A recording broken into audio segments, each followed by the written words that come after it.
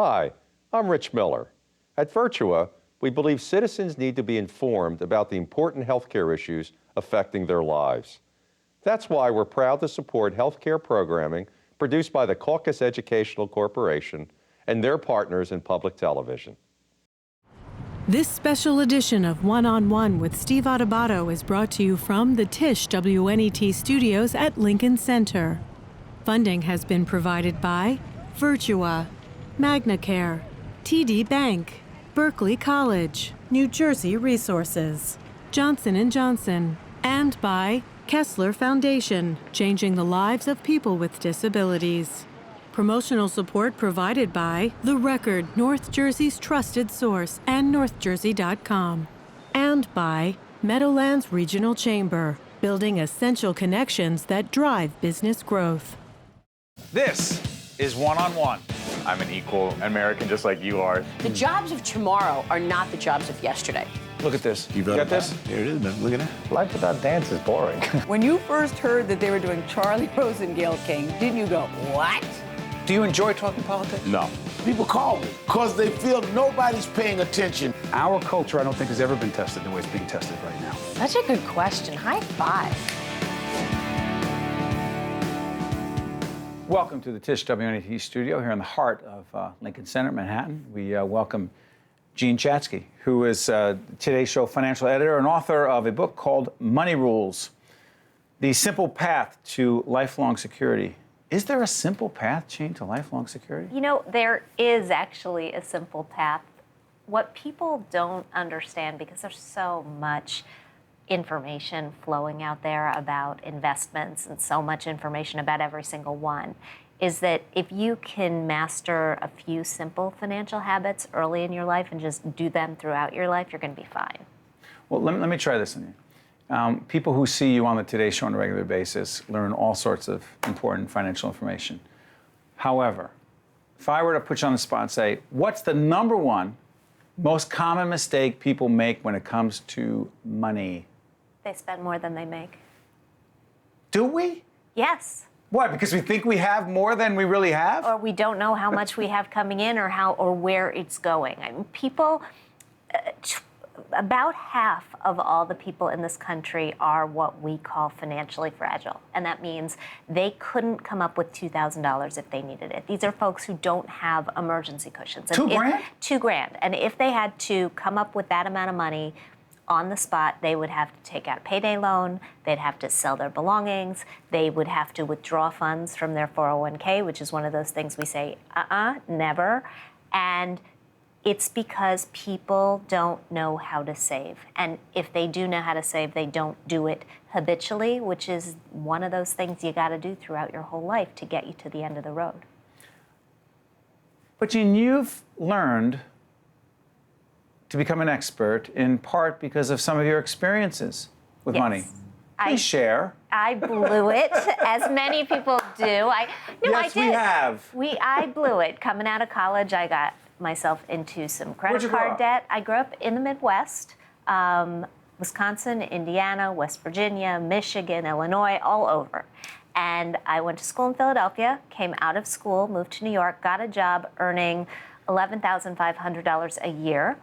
And surprise, surprise, could not really do it on that salary. I got a little help from my parents, which was very, very kind of them. But and I got a second job, by the way, teaching SATs on the side, and I still got in over my head in credit card debt. I completely blew my first attempt at a 401k. I didn't really get it. I didn't understand what it was, and I left that first job, and I got a check in the mail. I was delighted. I just did a little shopping.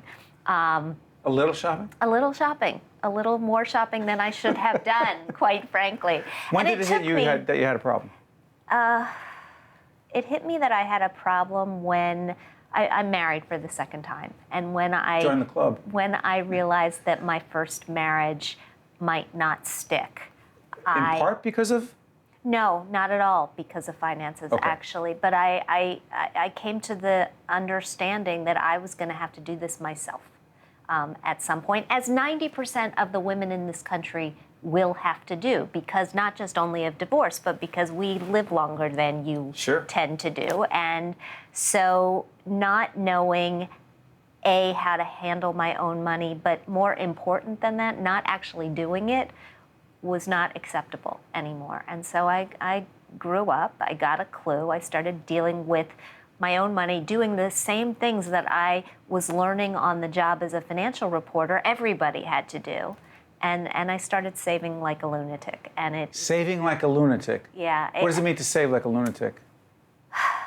You know, I talked a little bit about how most people don't spend less than they make. I started spending a lot less than I was making and just putting away money for all of my different goals. I've got 2 kids. I was going to have to pay for half of college, so I started saving for that. I started making sure that I was putting away enough for retirement, making sure that I was paying down the mortgage, because although a mortgage qualifies as good debt, I don't like debt. I don't like to have it. And so I just got my own life in shape. How much of the advice you give is a product of your own experience? Some is a product of my own experience, and some is just good old-fashioned journalism. I mean, you know, I'm a reporter. That's essentially what I do. People look at me and they think, well, she's a financial advisor. I'm not. They think I'm an economist. I'm definitely not. I got a C in econ in college. You're a reporter. I'm a reporter. And so when these new financial tools and instruments come out, these new products come out, I dive in and I ask a lot of questions to understand how to handle them, how to get a grip on them, how to maneuver them. And it's important because our generation and the generations that follow us, we're so much more responsible for our financial lives than any other generation that came before us. You know, our parents and our grandparents, they had pensions. We don't have pensions. No. We have 401ks, and we need to handle them ourselves. We're on our own. Yeah, and health insurance as well. This book, what will Yes. people get out of it? I love this book. I've written 9 books. This is by far my favorite, and it's my favorite because, as somebody put it to me, it's a bathroom book. Bathroom book? You can leave it in the bathroom, and you can pick it up, and you can open it to any page, and you can learn something. It's a rule a page, and these rules are simple, memorable things that you can just sort of take with you and teach your kids. Love it. And by the way, you have a book for veterans. What is it? I do. I have a book for veterans. It's free. It's available on my website. And so it's a guide for military families. Why do they need a book about money that is different from everyone else? Their pension system is different. Their healthcare system is different. They move every few years, and they need different strategies for that reason. Their salary system is different, and so I thanks to the folks at Citibank and NBC, we sat down and we put this together, and it's free, it's downloadable. You can get it on my website or on Amazon. Real quick before I let you go, number one piece of advice for people dealing with credit card debt, watching us on public broadcasting in 5 hours right now, what is it? Right now, lower your interest rates if you've got a good credit score, because interest rates are starting to go up. So take advantage of some of those balance transfer cards and then pay down the debt highest interest rate first. Buy a home now? If you're going to be there for 5 years or more. If not? Don't. Rent. You got to be there for 5 years or more if it's gonna pay off, because there's a cost to moving. So 5 years or more, buy. Got to ask you this. Best thing about being on the Today Show is? I have been on the Today Show for 20 years. The best thing about being on the Today Show is those folks have become my work family, and I really value that. Do you give them advice? If they ask. The crew, I have intimate knowledge of the mortgages of some of the crew members. Matt has not come to you and said, listen, Jean, I'm having trouble with my credit card debt. No, Matt has not come to me and asked that question. Al has not said to you, I've got some issues with, I don't have enough disposable income? No, he has not. He has definitely not. But I can tell you that he is a very, very good Words with Friends player. He and I play Words with Friends and many games going all at the same time. And he beats me more than I beat him, and I don't like that. You're competitive, aren't you? I am. I can see it in your eyes. Yeah. Folks, go out and get Money Rules. The Simple Path to Lifelong Security. Jean Chatzky, who is the financial guru over at the Today Show. And the author of Money Rules. Listen, we thank you for offering some free advice here on public television, because we don't pay. Thank you so much. Thank you. Stay with us. We'll be right back from the Tisch WNET studio here in the heart of New York City. Thank you, Jean. To see more one-on-one with Steve Adubato programs, visit us online at steveadubato.org. If you would like to express an opinion, email us at info@caucusnj.org. Find us on Facebook at facebook.com/Steve Adubato PhD. And follow us on Twitter at Steve Adubato. Sukanya Krishnan is the lead anchor of PIX 11 Morning News, a 5-time Emmy Award winner, and we are honored to have her here on public television. Good to have you. It's my pleasure to meet you. I'm a fan, too. Oh, so you're the one. I am that one. No. Millions. By the way, people can see you at 5 a.m. to 9 a.m. 5 a.m. to 9 a.m. What's that like? WPIX. It's great. I mean, I'm a morning person. I always have been, so it just is like in my wheelhouse. Is it tough waking up at 2 o'clock in the morning? Of course. But, when you're doing something that you love, it's what you do. And you got 2 little kids. I have 2 little kids, a 6-year-old, 2-year-old, working mom, trying to make it happen. I think I'm reflective of a lot of people trying to do that these days. So it's nice to have that voice and that passion. And, some days are good, some days aren't.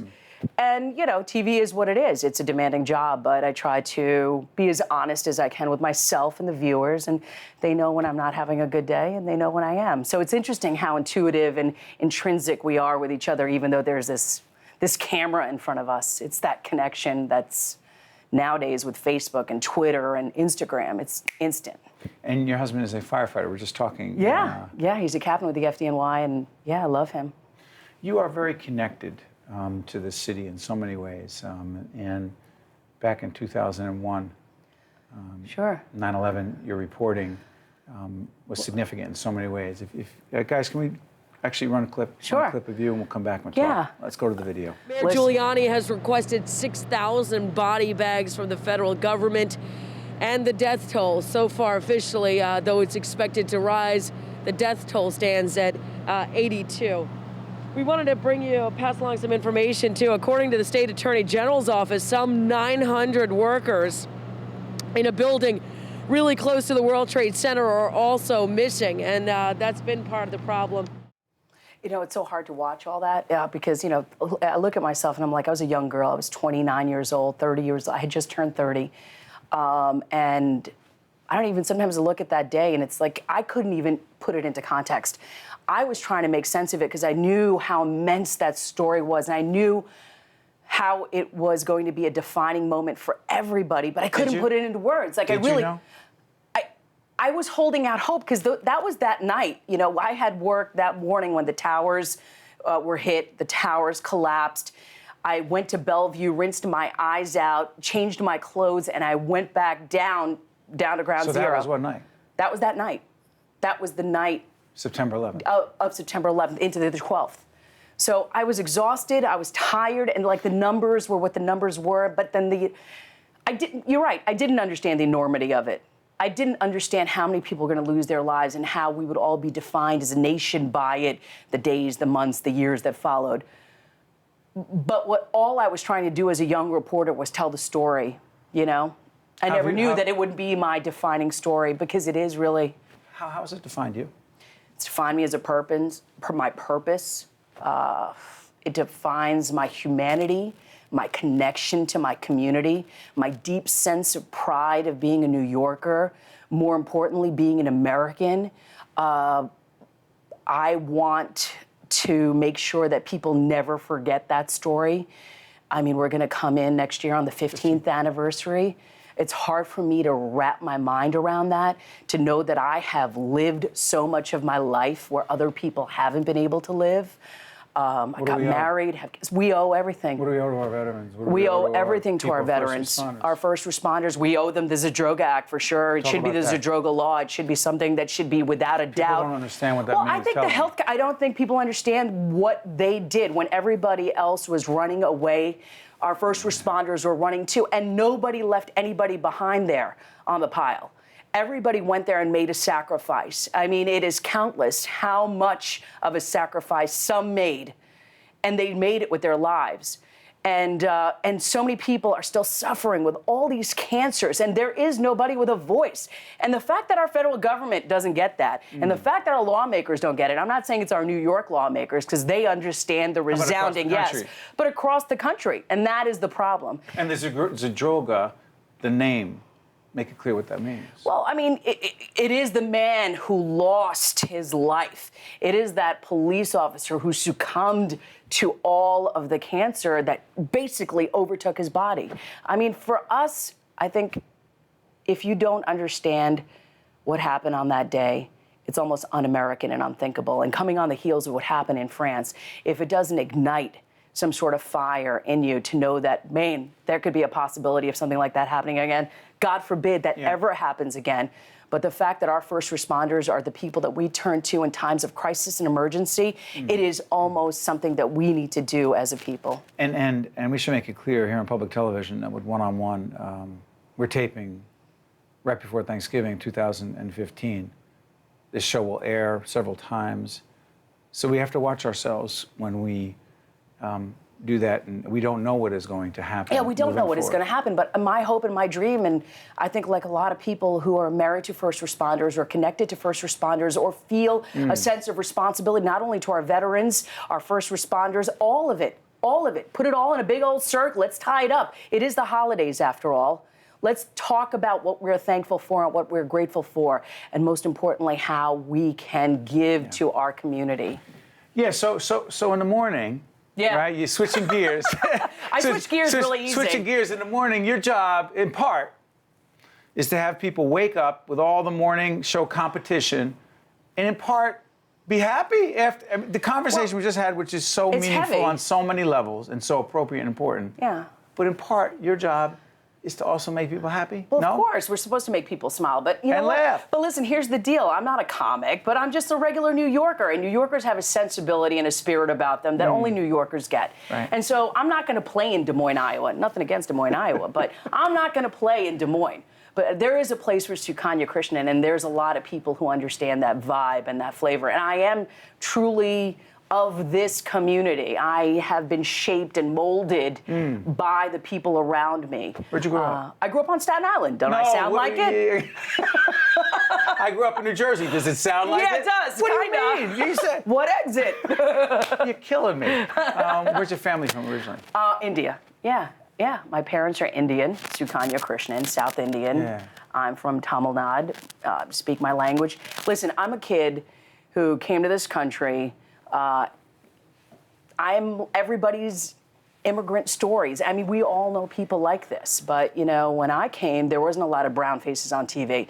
There wasn't a lot of people with a name named Sukanya Krishnan. There was not a lot of people who were able to define themselves. I wasn't able to see it.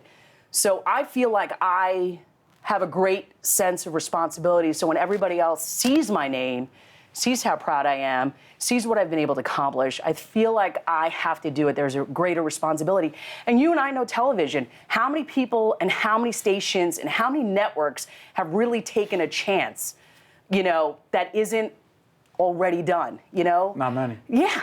And I don't see it, but my local station does. Of course I do. But I feel blessed that people were able to see beyond that. They were able to see the possibility of what I could be. They didn't define me by my name. They let me define myself. And that's why, that's the message I want to set out to everybody else. You can define yourself. You don't have to be defined by anything or anyone. That is the gift that I hope I give to my viewers every day, that great sense and that spirit. And I hope they like it. I mean, hey, listen, nobody's going to like you all the time, right? I noticed. Believe me. Have you been reading my comments? No, I'm just talking. No, I'm not talking about you. I'm talking about me. Oh, you? I think a lot more people like you. No, but like what did Taylor Swift say? Haters gonna hate. So let them hate. That is true. You know, I mean, it's just what it is. I'm going to give you one more chance. You got another charitable organization you're real involved with. Is World Cares? Yeah. Real quick, tell people. Well, World Cares is just all about first responders again, emergency preparedness after Sandy. What do you know? how do you prepare your That's right. community, your home? How do you galvanize help? And that's what World Cares does, gives everybody the accessibility and information to be prepared, God forbid, another disaster like Sandy, God forbid, any disasters hit close to home. So it just allows the community to have a voice, people to have answers, and to make everybody feel a sense and have a greater purpose. And so if I could lend my voice to something like that, that's easy, that's a no-brainer. What time are you on in the morning? Too early, 5 a.m., 5 to 9. Great operation. PIX Morning News, Sukanya Krishnan. So nice to meet you. Thank you for joining us on Public Broadcasting. Oh, it's a pleasure. Thank you. It's my honor. I'm a fan. I'm a fan too. Right back at you. Stay with us. We'll be right back. Thank you very much. To see more one-on-one with Steve Adubato programs, visit us online at steveadubato.org. If you would like to express an opinion, email us at info@caucusnj.org. Find us on Facebook at facebook.com/Steve Adubato PhD. And follow us on Twitter at Steve Adubato. Laurie Berkner is a musician with the Laurie Berkner Band, and People magazine has called her the queen of children's music. Her new CD is called Laurie Berkner's Favorite Classic Kids Songs, and our daughter Olivia, who is 5, loves it. It's good stuff. Thank you. When did you know you loved children's music? Oh, I think maybe when I realized that when I played music I had written for kids, everybody laughed and danced and sang along, and when I played like cover band music, people were usually drunk and like yelling at me to play Freebird instead. Play Freebird. Yeah, you grew up, you said, in Princeton, New Jersey. Mm-hmm. And music came into your life when? Oh my gosh. I mean, my real earliest memory was like being almost 3, and my parents would tell me to stay in bed until my clock said a certain number, you know, and so I would put on my Fisher-Price player and march around on my bed and sing Doe a Deer at the top of my lungs, because luckily our bedrooms were at opposite ends of the apartment. I just have always loved music and loved singing, and I got so happy and lucky that I was able to do it as a career. But how in high school, and at Rutgers, we were just talking about our alma mater. Yeah. You're at Rutgers, you're traveling the world and performing.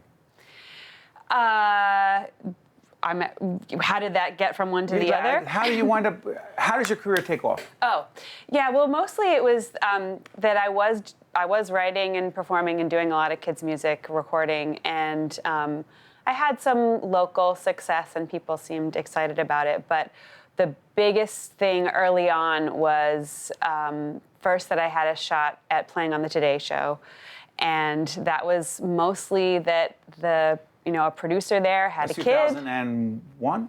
That was 2001. How did that change things? To remember, it changed things in that being on TV for 15 minutes, performing live, they showed a little bit of background. I had done some celebrity birthday parties very early on, and I got a call at home from one of the big distribution companies that gave Alliance. They're the only people that distribute to Barnes & Noble. And suddenly, I couldn't even get like a little kids label to represent me, but then I was in my pajamas and got a call at home like, we need to talk to Laurie Berkner. People are going into Barnes & Nobles all over the country asking for her music, and we don't have any. And I said, I can get you some. Sitting right here in boxes in my living room. So that was a really big change. How does Two Tomatoes recording company start? Right, so Two Tomatoes is my record label, right. And I actually go to recording studios to record. The label itself was more just to be able to have a business entity so that I could run my own business and not have to sign with a label. You own it. I own my own, yeah. You're in control of your stuff. Right, so I have Two Tomatoes Records, which is the record label, and Two Tomatoes Touring, which is the touring part of the separate touring company. That was... Why do you laugh when I ask that? Oh, it's just funny. I have an old friend who was, at the time I'd been making cassette tapes. Yes, it's a long time ago. And this good friend of mine who was freelancing and was also very organized, I called her and said, I don't know how to run a business. I don't know how to do this, but I'm selling this music and people seem to like it. Can you help me?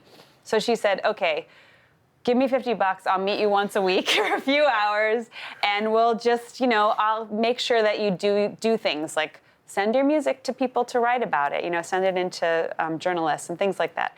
Anyway, we were meeting one Friday and she said, okay, you need a real company, at least a DBA, something, and it needs a name. And I said, well, how about some name that starts with an A, so it's at the beginning of the Yellow Pages? Are you serious? I know, this was that long ago. Laurie Berkner didn't teach you to be an entrepreneur? No. I studied psychology. Are you kidding me? And art history. Anyway, she walked out of the kitchen while I was yelling to her, and she said, holding 2 tomatoes in her hand, how about 2 tomatoes, because we both love food and we're a couple of tomatoes. That's it. I said, that's it. So that was the incredible branding, marketing plan. That was, all of our research. All right, tell me, by the way, there are 2 discs here, right? Yeah. And so many songs here, like 20. I know. Incredible number of songs. How did you decide which songs to put on? These are classics. It was mostly what songs not to put on in some ways, just because, there are so many. I guess it's, it was mostly songs that I loved when I was a kid, songs I sang to my daughter, songs that I started with when I was a preschool music teacher, which is how I actually got into doing kids' music and writing music for kids. Mostly over the years, this is my 10th album, and I've never put out an album that was all classic songs before. It's always been my own, with maybe 1 or 2 sprinkled in, especially at the beginning when people didn't know who I was. But it felt so fun to go back and listen to this music that I grew up on and share it in my own way with, a new generation. So it was a fun album to make. Well, you mentioned some of the others. These are some of the other CDs. It's really great stuff. Before I let you out of here, how much do you love what you do?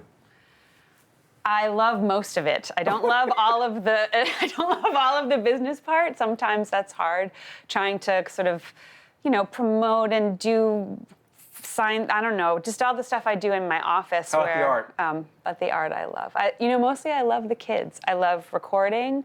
I love meeting kids and families and talking to them, and I love performing, and I love singing and playing.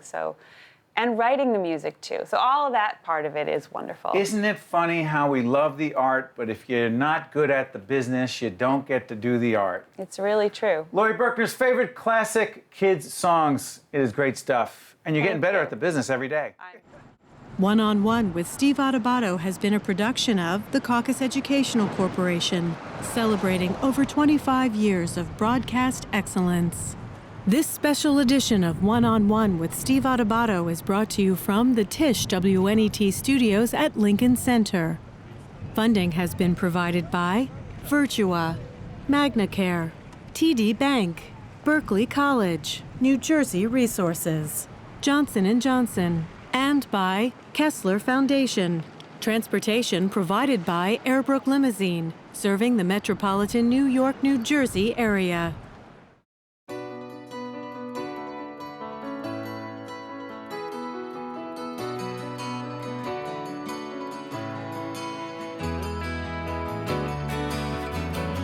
At Virtua, we don't cut the quad tendon for knee replacement, so you don't have to cut anything you love to do.